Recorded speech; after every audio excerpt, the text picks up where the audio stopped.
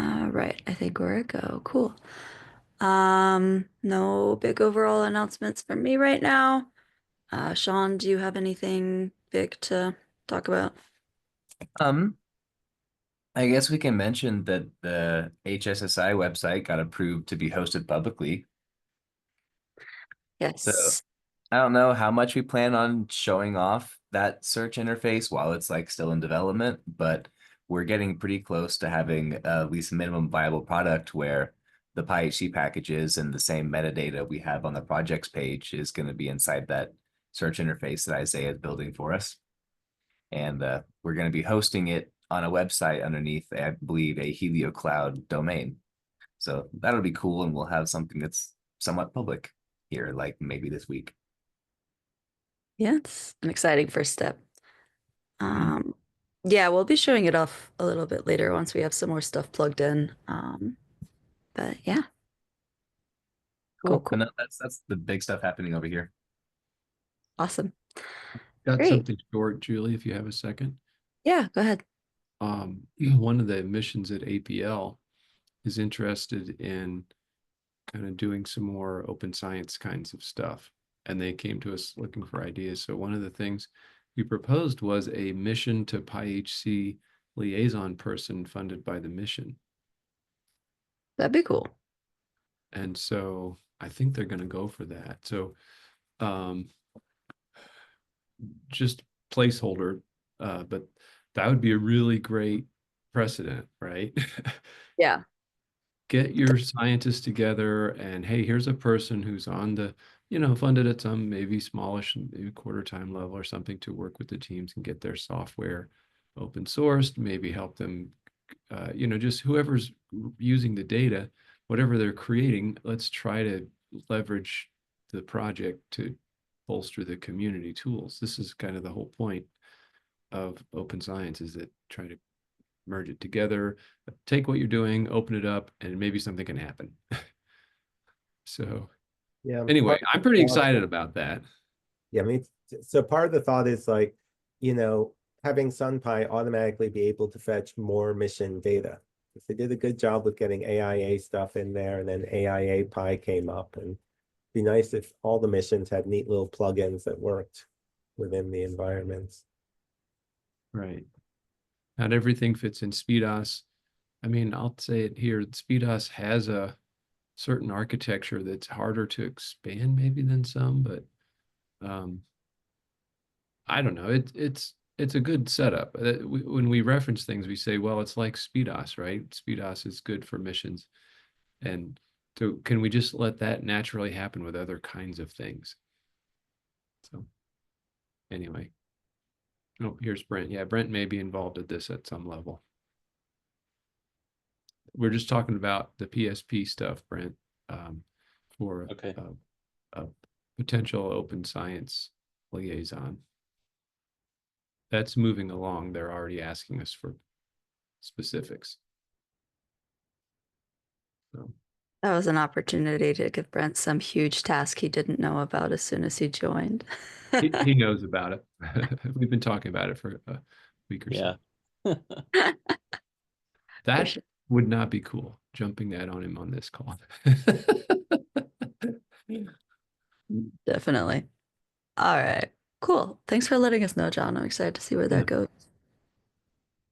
So let's go ahead and get started with today's couple presentations. Later, we're going to have Sandy talking about Helio Cloud, but first up, we have Louis talking about PyRFU. Did I do the acronym right? Yeah, even myself, I have no idea how to pronounce it. Stupid naming.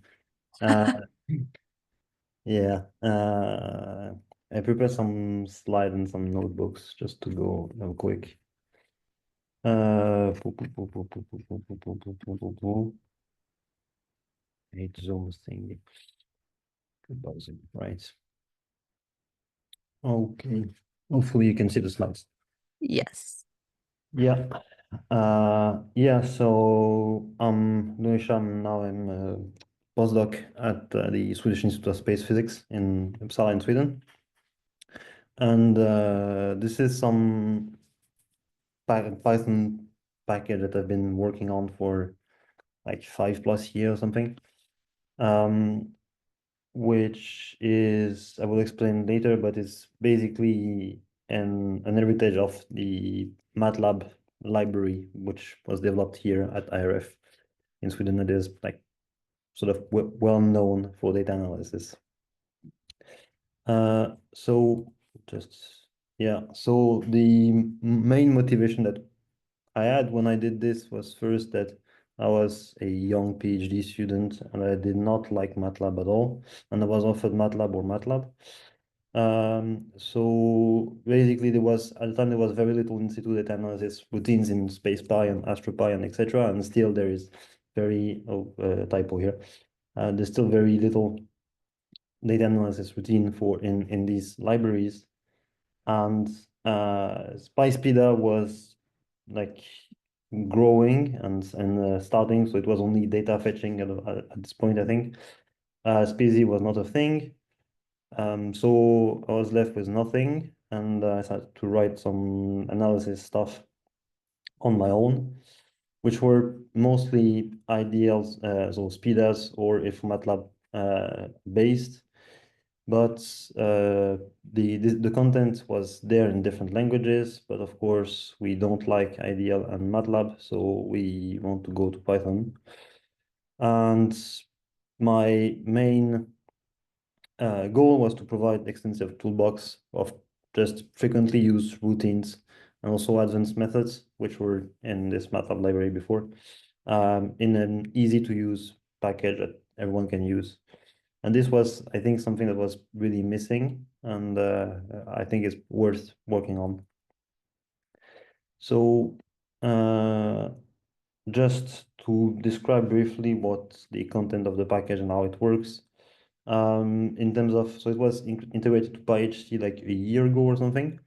In terms of requirement, so it works with Python 3.9 to 3.12. There is a problem with 3.13 now, which I need to fix. There's a number of dependencies for data access. So there's Boto, which I will come to later to explain why we need Boto. Keyrings for password management for accessing online archives and requests for accessing online archives. The IO for, so the CDF library that I'm using is the PyCDF-PP, which is developed at the LPP in France, which is crazy fast compared with CDF-lib in terms of reading and opening and writing CDF files. The data structure is X-array. I will come to this also later. And for crunching numbers, we use NumPy, NumPy, Pandas, and SciPy. Plots is only Matplotlib in here, and some other miscellaneous packages needed for like very specific things. I forgot to mention, but if you have questions, like please interrupt me. All right. So in terms of the architecture of the package, the data structure that I went with instead of reinventing the wheel was just using X-arrays as X-array data array as time series, and for distribution, which are more complex animals, so which can be where you can have depends, which can it depends on other depends. So there I went with other type of, it's not data array, this is data sets. In terms of structure of the package, so we have some generic routines which are applicable to all spacecraft in principle. So the input time series or velocity distributions. They do some mixing and whatever doing in the function, and then output something which is valid for all missions. Then there are mission-specific sub-packages, which is mostly there to load the data and access archives and pre-process the data into basically to prepare it to be fed into the generic routines. There are some models, for instance, Barshock, magnetopause and stuff, which exist in other packages, but it was just cool to have it integrated here. dispersion, so this dispersion solver, which is experimental, and some Langmuir probe analysis data, which is also exists somewhere else. It was experimental stuff here. Right. Do I have something else now? Yes. In terms of data access, so as I said, there are some modules which are dedicated to individual missions. And it's primarily worked out for MMS because this is what I was using. So of course I started with this. So for now, it supports local data access or mounted mirror. Download from online archive. So it can be like a Science Data Center or something else. So just download so as it copies the CDF file, or just download free so it does not copy effectively a file to your computer through request. And the last thing, that was something I worked on with Savaswap is from APL was integration of Amazon S3 services. This is why we need Boto as in the requirements to integrate to Ilio Cloud, which, if I'm not mistaken, uses AWS servers to save to have the mirror of the data.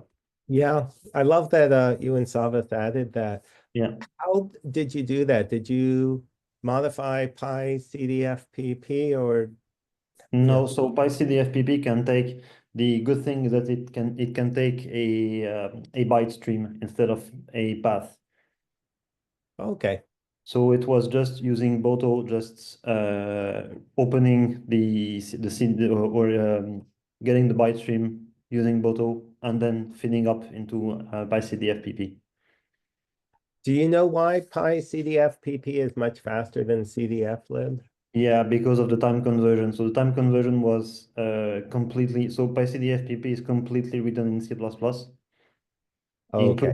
including on time conversion. So it's on the documentation of PyCDFPP, there is there is an example where there's comparison of how long it takes to open CDF files from CDFlib and CDFPP, and it's like orders of magnitude. Just So because it's of in time C++ conversion. and Yeah. such. Okay. Yeah, because we put in a mod to CDFlib so that it could open an S3 address the same as a URL or file thing. If Yes. you know the PyCDFPP people, maybe they could add something similar. And then you Yeah, wouldn't need the byte. I made a homemade fix to this at the time. It was a year ago, and so probably it can be integrated easily in PyCDFPP. Just I have mine. Maybe you can ask these guys to add it there, so it's integrated. And does anyone know if you can read from S3, if that also means you can read from ESA Labs or Google Cloud? Because I thought S3 is kind of a standard for cloud object stores, but I don't know how widespread it is. No idea. Anyone? Nope. I'll have to hunt that up then. Thanks. Yeah. Yeah, Brent had a question too in the chat.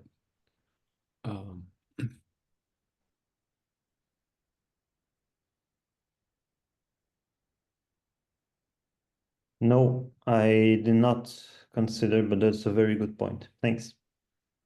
And I had a question about the Yeah. times, Yeah. because representing times in Python, it's like they don't always account for leap seconds. So Yes. how do you handle that? And so just putting it to a Python date time or something, it's like, well, then you mess up the leap seconds. So the leap second thing is handled by PyCDFPP. I discussed with Alexis that was the one who created PyCDFPP, and so the leap seconds are correct, and they are in the time and the data object which handles the times. It just the standard NumPy datetime 64s, where the leap seconds is, I think, is added prior to the time to the conversion. Okay, so I guess it would depend on the details, how Yeah. portable or usable that time is, because we kind of need something like that, a standard Python way of actually representing the real date, not just date Python. I forget what it's called, the date time thing in Python. So Yeah, so daytime, I had some problems initially. So initially I used daytime, but because I'm working on working with MS, which has time resolution which hits the millisecond right. level. This is a major problem with using datetimes instead of datetime 64 Okay, because it can't go beyond milliseconds. sure. Yeah, which is also something which I don't know if it was fixed in CDF-lib, but a while ago there was when reading in CDF-read, it was truncating time by converting to millisecond precision and then converting back to nanosecond precision, which was something probably they fixed. All right. Yeah, Laura's asking about AstroPy time. There's some people who looked at that. I haven't done it, but people were worried about performance, like you talked about. Oh, super fast conversions, Mhm. um, and that making a difference. So if you do look at AstroPy time and you do any performance tests, that would be super interesting. Yeah. I this beautiful fast thing is not from me. I have nothing to do with this. I see. It's Okay, it's so the we can stop PyCDF asking you about that. PyCDF VP guys who are to Yeah. blame for this thing. Okay. Yeah. Thanks. Right. Uh, yes. Okay. Maybe I can just do this before I go to the examples. So in terms of optimization, test, and documentation.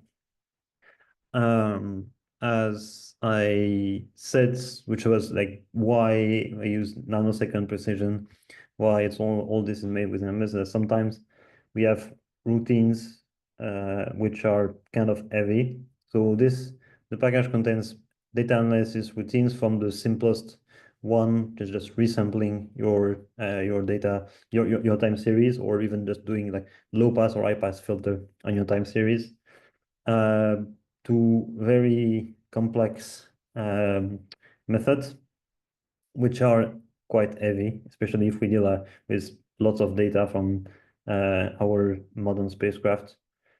So some of these routines have been accelerated using Numba, and there is some work now to go with GPU for those really heavy. In terms of tests, as of today, it's only 73% code coverage. It's in progress, but working on that with many things. Type painting also in progress, and it is fully documented with online documentation, so which was a requirement for PyHC, I guess. And there are 18 examples online, which I'm going to show a few of them now. Yes. So here you go, here. So yeah, first, this is the documentation online, and we have some examples here. For example, so here there are like a bunch of these examples, which are basically write a paper in 10 seconds examples. So you have an idea, you want to look something in your data, just run this example and you have your analysis done. This is obviously not true, but this is the idea basically. So if we run this guy, of course, so yeah, just as introduction. So this is the data access management, which is so here you can put local SDC or whatever online archive you want, or AWS for working with Helio Cloud. And then you can just put a path. So for AWS, there are some specific things. You can check the help function of this. And the how it works is once this is set up, so here just using some mounted volume, which is a mirror of MMS data, basically. And then classic things, define time interval, spacecraft index here, and then can load. So this first one here is the mission specific module, so submodule, which is MS specific submodule, which has a get data, which is basically a wrapper, where I assign keys just for simplification. So it's human readable. You don't have to remember all the names in the CDF files of all the data products possible, especially with big missions. So it's just a magnetic field in JC coordinate system. The instrument is FGM. The time sampling rate is burst, and it's L2 data. This is all you need to know about the data you want to load. Time interval, and then spacecraft index for multi-spacecraft mission is always useful. And this one, in contrast, is the generic analysis routine. So it just computes a norm, basically. So this one is easy. And then, of course, there's a log here. Do the same with the electric field and magnetic field from search coil. And some particle data, so it just electron and ion moments. And the first thing you can do is to convert to field line coordinates. So it's always useful when you do data analysis to convert to field line coordinate systems. Other super simple one, filtering. So it's just high pass and low pass filter with some defined frequencies. So yeah, you can read the document, and basically here the 0 says this is a high pass. So this is the same function as doing high pass and low pass filters. It just put some zeros to set if it's low pass or high pass. And then the heavy one is the wavelet transform here, which is basically just computing a wavelet transform here. For this one was, I don't remember, it was like 4 minutes. Yeah, 4 minutes something. Of burst mode electric field and burst mode magnetic field. So it's quite a lot of data if you check here. So it's, yeah, just nearly 500,000 points for E, and same for E, of course. There's some compression just for visualization here. And so in about a minute, you got this kind of nice plots with everything. So this is, of course, just one simple example. And it's relatively fast compared with, so this, without the layer of Numba, of course, where is it? This wavelet transform is about 10 to 100 times slower. So Numba helps in it, but there's still some optimization to do, especially when working with, like, if we want to work on tens of minutes of very of burst mode data, then maybe necessary to go with GPU because you get memory limited essentially. All right, this was the first example. Unless you have questions, there's another one which is also cool and I want to share if I have time. Yes. Right, start here. So this one is something that is quite unique to, which was quite unique to from MATLAB, and now it's quite unique to this guy.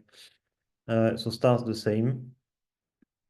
So we have here our package with some modules MMS generic within PyRF, which are actually not used here, I guess.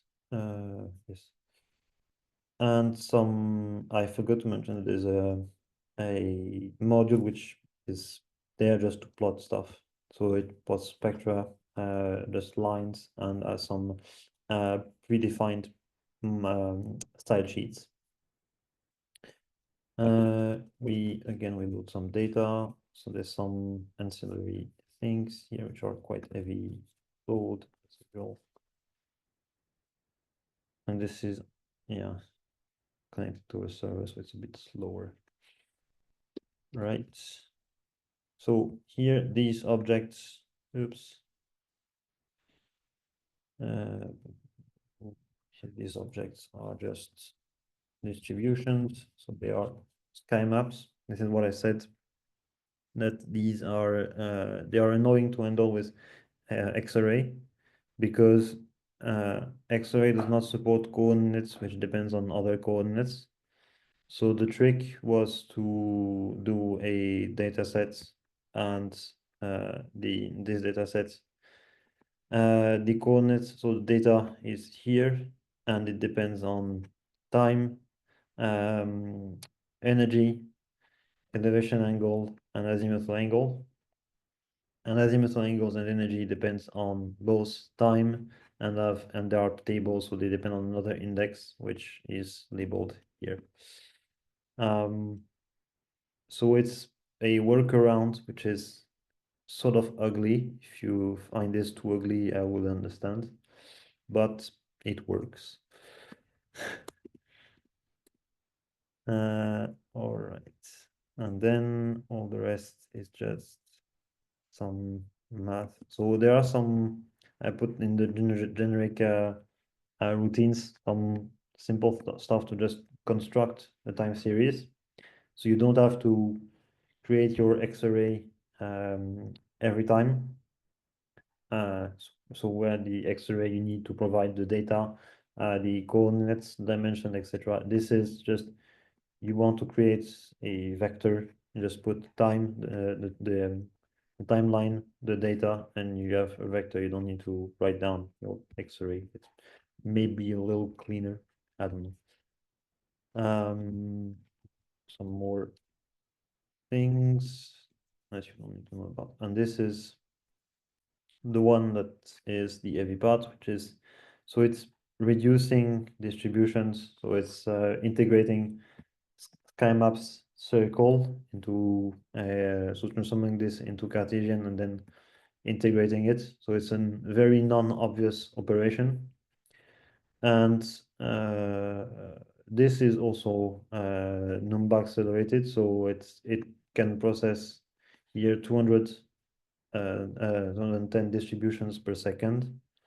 And if you remember distributions, for, like in this case, it's 32 by 32 by 16 sky maps. So it's, and it's doing very complex operations here, so it's very fast compared with what you can find somewhere else. And this is what it gives you, this kind of nice plots with integrated distributions. And you can do the same, but in 2D then, here again. And this is how it looks like in a nutshell. All right. So just to conclude here, so this is sort of easy to use package with common data analysis routines. So there are a lot of examples which makes it easy to use. I gave this to bachelor and master students. They managed to work with it, so I would say it's easy to use. It's sort of unique in the sense that it contains data analysis method which you can't find anywhere else, and that are used. They come from the InfoMatlab library, which is very used everywhere. And so it has some unique analysis methods. Unlike the MATLAB things, some of the heavy things are the heavy routines are parallelized, which is good, which makes it even faster. There is some work in progress regarding the data coverage, the code coverage. It's still stuck at 73%. Integration of other online services. So I know that there are packages which are dedicated to this, like Speezy or even Speedas, sort of. So it's maybe not something that is very urgent, as it can be interfaced with other just other libraries. There is some more optimization, more NumPy/Cython and the CUDA implementation when appropriate to be done. Some method can definitely be made even faster. And of course, I showed you example with MMS because this is what I used mostly. But I will be very happy if some people jump in and integrate more spacecraft to this. And what's it for me? Yeah, on that integration of more spacecraft, I mean, one of the things that we're trying to do with the happy data access mechanism is make it, at least for getting to the archives, make it the same API. And we have done that, make the same API for getting to the data. So you don't need CDF lib or anything, and you can get to a whole bunch of different stuff.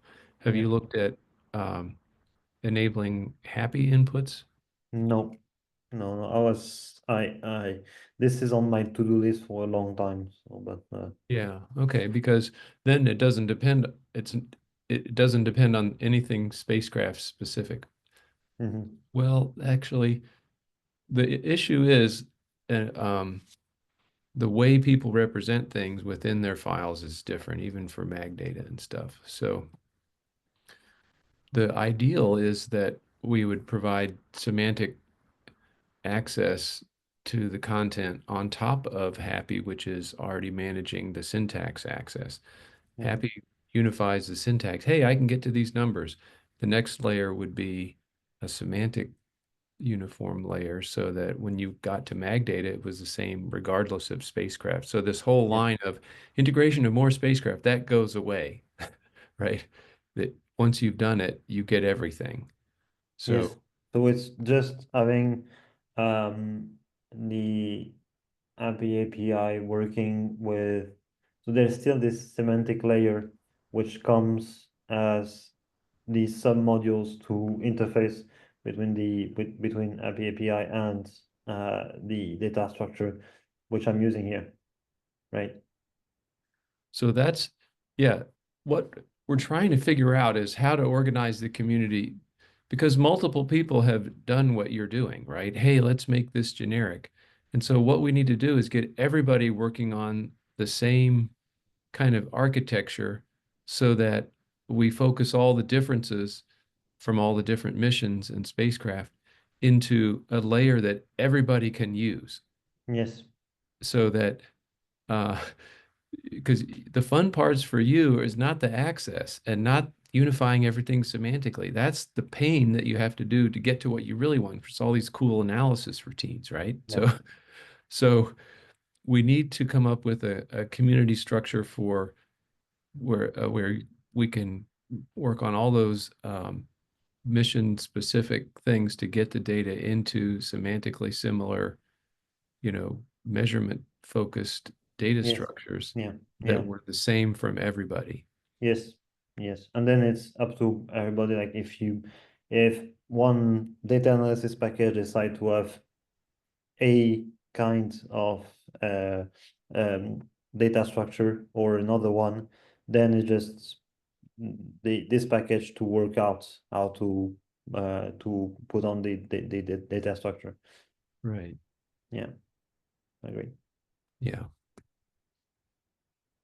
Great. Yeah. And so if you want any questions, ask any questions or want any advice or just anything from the Happy development team, they meet every week and we would welcome Yeah. questions.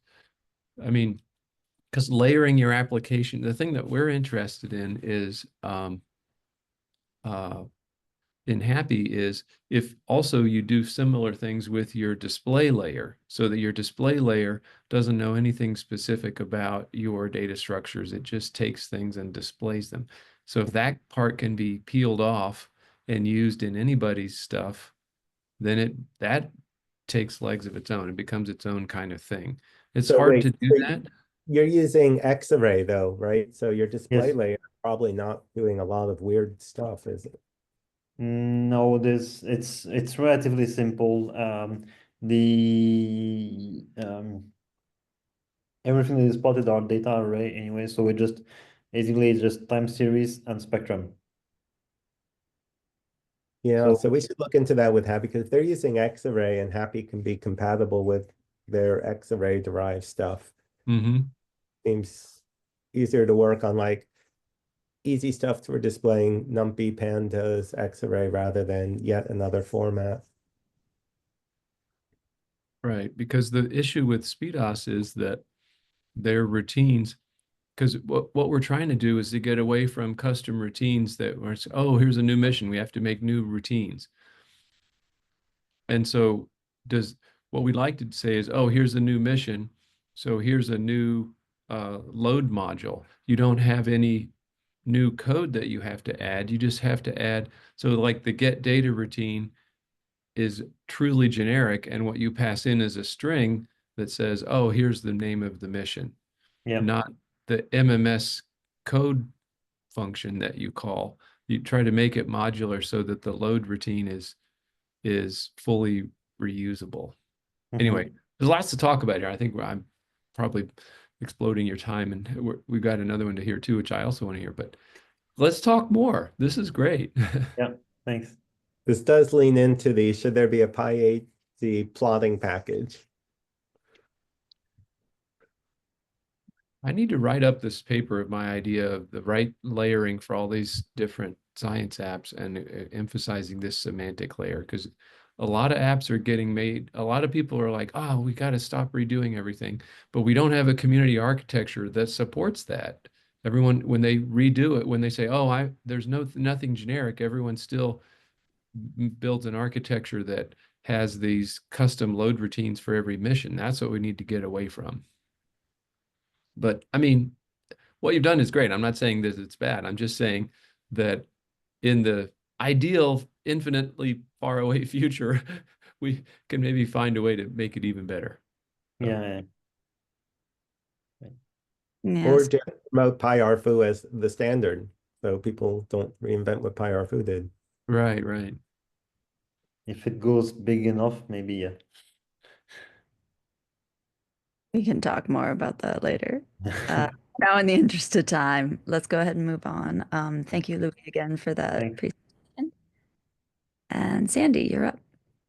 All right, I'm specifically speaking about Cloud Catalog, which is something invented for Helio Cloud, and it segues nicely from our talking about standards.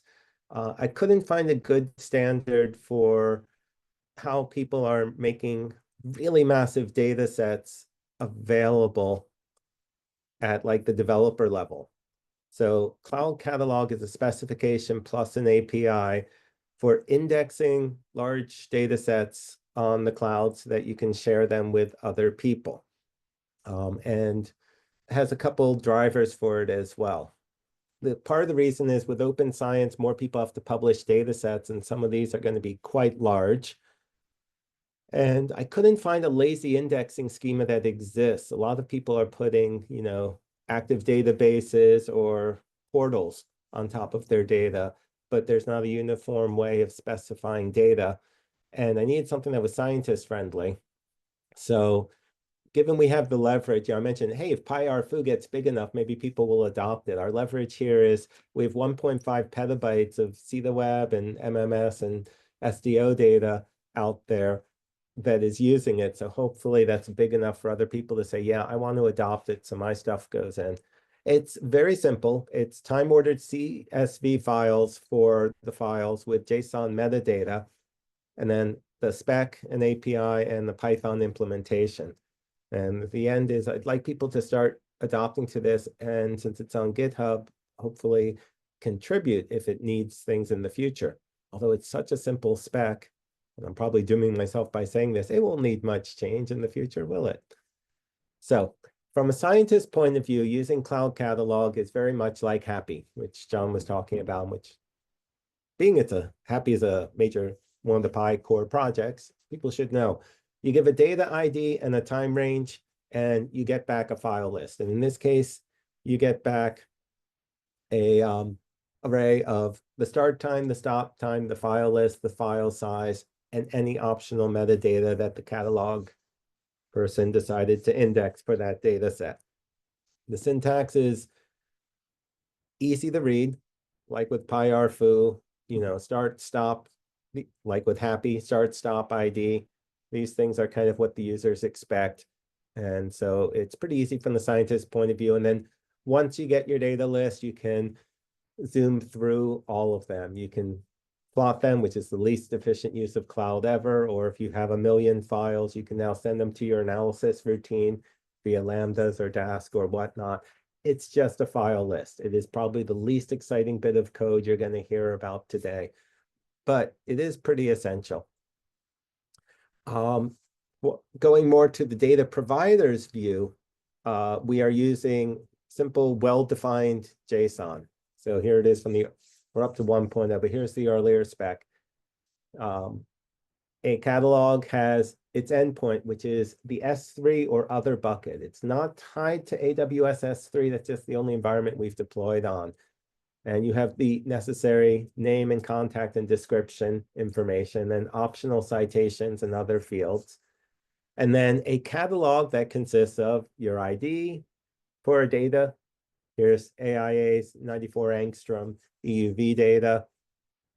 Title, location of where the indexes are that someone can fetch, and then the start and stop time for the data when last modified, and pointing out its CSV index and fits files. And then the next entry is AIA's 131 angstrom data, and so on. And this JSON is, very straightforward, very machine parsable. It's also very easy, therefore, for a scientist to create this very minimal data spec for their contributed data set and make it available to other people. So from the data provider's view, you make the JSON and the indices, you're pretty much there. Sandy, the Yeah. index in both was the same. Is that one? Yes. So yep, indices can be anywhere, and then the spec says within that index directory, the specific file listings are going to be the ID_year.csv. Okay. So That's an that index location directory. is just a directory, and it's kind of up to the data provider to make sure that directory doesn't get too full of stuff or whatever. Well, yeah, it's completely up to them. So in that index for AIA 0094, there would be files AIA_0094_2010.csv, _2011.csv, and so on. So yearly files, that's the standard. Yes, and so we came up with yearly because it seemed to be the right balance, looking at massive data sets like MMS, where making everything in a single CSV file for the entire mission would be very slow for people if they wanted to fetch it or modify it. A year seemed about the right chunking size in terms of performance, and also when you're updating a data set. It's a lot easier to say, hey, I'm going to update this past year's CSV file than say, oh, I have to regenerate all 1 million AIA because I added one file to 2025 kind of thing. I could see people saying, well, we'd rather do monthly, and then you need another flag in there to tell it my chunking size or something. So one reason that we have the cloud catalog spec at the top is so that if it evolves, hopefully we can make things backward compatible. And if people say, well, we need to start doing monthly, we can basically come up with a FEP for, hey, how do we want to do this? How would we want to roll that out, etc. But the fact that people might want that, currently the answer is, nope, it's a spec. Do it yearly, and then let's discuss whether it would actually yield any difference in performance. Yeah. And yeah, again, part of this is it's used for active things like See the Web, which we regularly update, but it's also used for contributed data sets like my EUVML set. And part of this is it's flat files. It's a JSON catalog and a CSV index files that you put alongside your data. So once you've delivered your data, you're good to go. So it's very useful for scientists whose grants have ended, and so they don't necessarily have funding to maintain an active database or server, but they can put the flat files with the data set, and then wherever the data is, this is now indexable. And it's decentralized. You control your indices and your data, And so anyone can publish a data set. And again, the reasons behind this, we want something that was cloud agnostic. So it's not just going to be stuck with AWS or using AWS databases and services and no database. So it's RESTful and serverless. It's decentralized. And the performance driver is you can't just do an LS on a million file holding. So it gets rid of the need for LS by essentially storing the LS in CSV. And then it allows other layers. I'm working on the see the web to cloud catalog back and forth, since see the web updates with 2 terabytes every few days. We're working with VSO integration, so if something's integrated, they can get it. And there is one, so anyone can use it, but there is one central location, which is Helio Cloud has something that, a global registry that says, hey, these are buckets we are aware of. So the architecture is heliocloud.org maintains a catalog saying these people have said they have a bucket that has indices, that has a JSON file that follows the cloud catalog spec.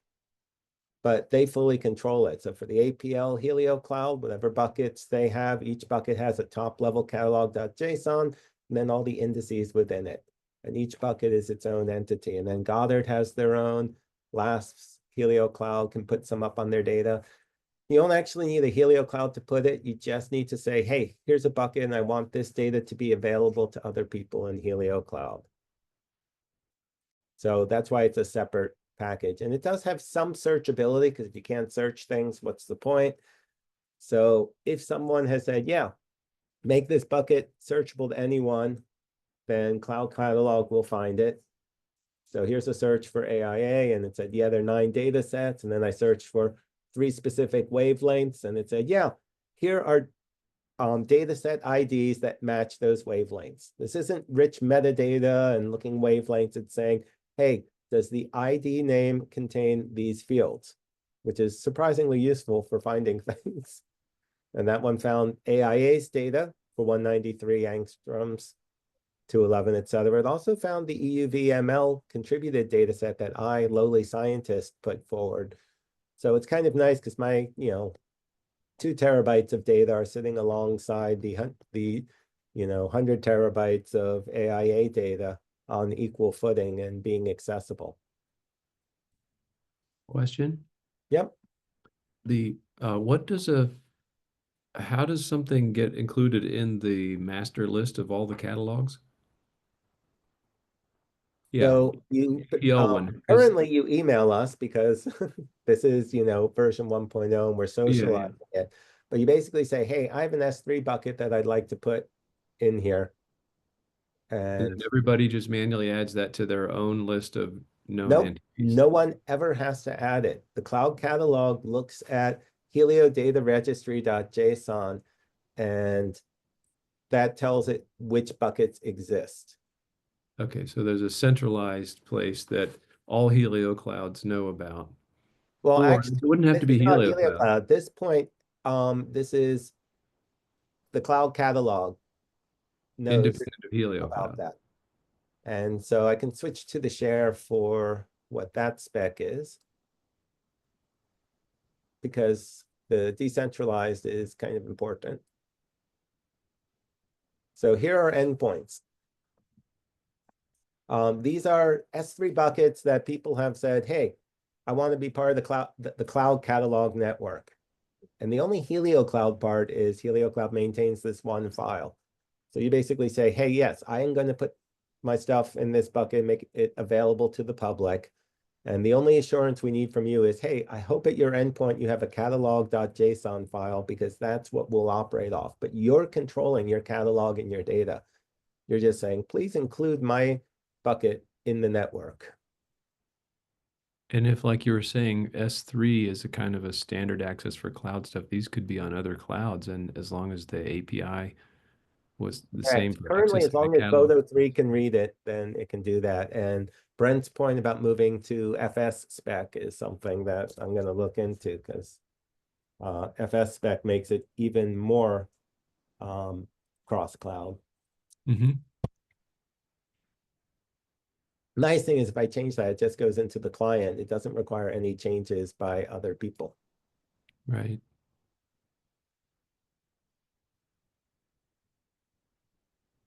Yeah. So, what am I doing in terms of continued cloud catalog development? And there's a QR code, the absolute useless thing to put in Zoom, because who's going to put their phone up to their screen to read it? If you want to find it, it is linked off the GitHub repo, which you can get to at heliocloud.org and look at the GitHub repo, or you can find it on PyPy, there's the GitHub link, or you can go to PyHC because we're a PyHC package and click on it there. So I want to work on a better UI for scientists contributing data sets. I want to do testing on other clouds because it really has been AWS centric since we're initially funded by Helio Cloud. But all of the Helio Cloud stuff by September is going to be community available. Anyone can contribute.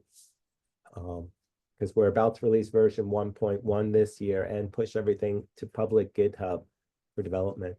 There's some concern over uniqueness in namespaces because right now we don't enforce unique names. So, AIA has a data set AIA_0091, but John could release a data set that he calls AIA for amazing, interesting, awesome data 91 because it dates from 1991 and it has the same ID and it would come up in searches, and how would people tell without digging deeper in the metadata? So we want to think about, do we want to enforce uniqueness across the system or resolve things in some sort of way? I think, good metadata is usually the answer to that rather than enforcing, but it's a discussion to have. We want more people to make their data available. If you have data in a cloud storage bucket or something that's, accessible, talk to me, and it'd be great because to index it and make it available to the community. If the data is public, this is basically a way to index it so people can find it and use it, and of course, help getting the word out. So that's where the PyHC official cloud catalog package is.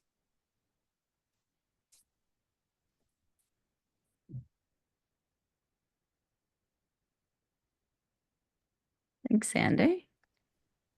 Do we have any further questions right now? Ooh, thanks for putting the link in the chat there, John. Could you index non-cloud data this way? What about just a regular thing and say, hey, here's the URLs? Yes, it should work for URLs as long as the data is fetchable via URL, because the CSV basically says, here is a link. Yeah. It's kind So of if we like could how index a Happy lot got of stuff this way. retrofitted to provide file lists. If it's a file link, it will work.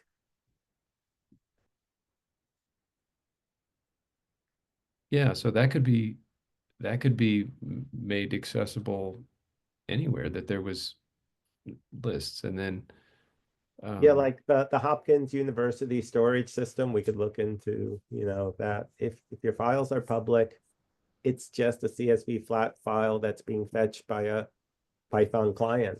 So or even CETA or the PDS or anybody with time series files, it's like, hey, here's a listing mechanism, and it's pretty simple, and just give people a little script to run that generates the stuff, and it just populates it and puts it on the web server, and it's not a security risk. It's just a CSV file. It's just a piece of JSON. It's like you don't have to run anything. So that could be used a lot of places. yeah, and again, part of the impetus is, if a scientist has a data set, especially a big one that they've made public somewhere, it's an easy way for them to get it into the ecosystem that other people can fetch. Yeah. At the very least, there's 125 researchers on Goddard's Helio Cloud that would be like, oh, I can access this because I don't have to do anything and I can be lazy and just search for it the same way I'm getting my MMS or my AIA data. Right.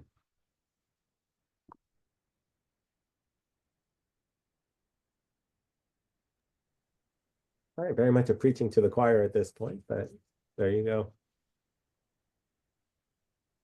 Definitely. Cool. Well, if we don't have any final wrap-up questions for Sandy, we can go ahead and end a couple minutes early. Thanks again, Sandy and Louis, for your presentations.